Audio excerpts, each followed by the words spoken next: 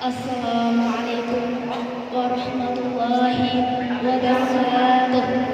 Waalaikumsalam. Sedemikian sareng kawilujengan dumateng kita sedaya ingkang kinurmatan Bapak Widodo minangka guru basa Jawi lan kanca-kanca kelas ingkang kula tresnani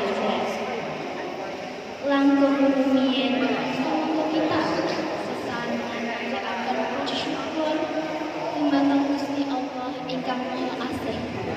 Awit saking nugronipun kita saged kempal wonten niki nggih.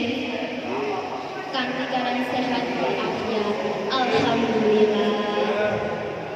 Wonten ing mriki kula badhe njurusaken sekedhik pengalamanipun pribadi mengenai hobi ingkang dados piwulang tumrap kula. Sedaya punika dipun wiwiti nalika kula tasih kelas kawan MI. Wektu niku wonten pentas seni saking Ibu PPNU. Kula rumaos sanget mboten. Sani tarian kasebut. Saenggane kula wiwit njajali badan tari nganti lulus MI.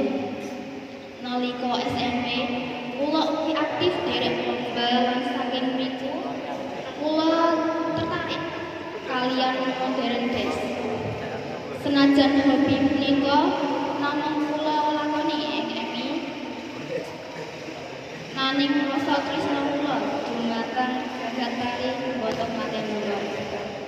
Nalika kula nderek pentas tari wonten acara pelatihan pengurus MU, kula kesupen saged wonten wektu ngantos wangsul niku jam 12 dina. Amargi punika kula dipun sengeni kaliyan bapak ngantos wonten geger gedhen wonten. Saking masalah niku kula dipun paringi aturan bilih menawi rapat utawi kegiatan aksi mau niku saged wangsul jam 09.00 dalu. Saking kedadian niku kula saged mendhet piwulang. Wil hobi lan organisasi punika sae. Nanging nggih kedah ngunakaken dheweipun tiyang sepuh. Utamanipun kita minangka bocah wadon nggih niki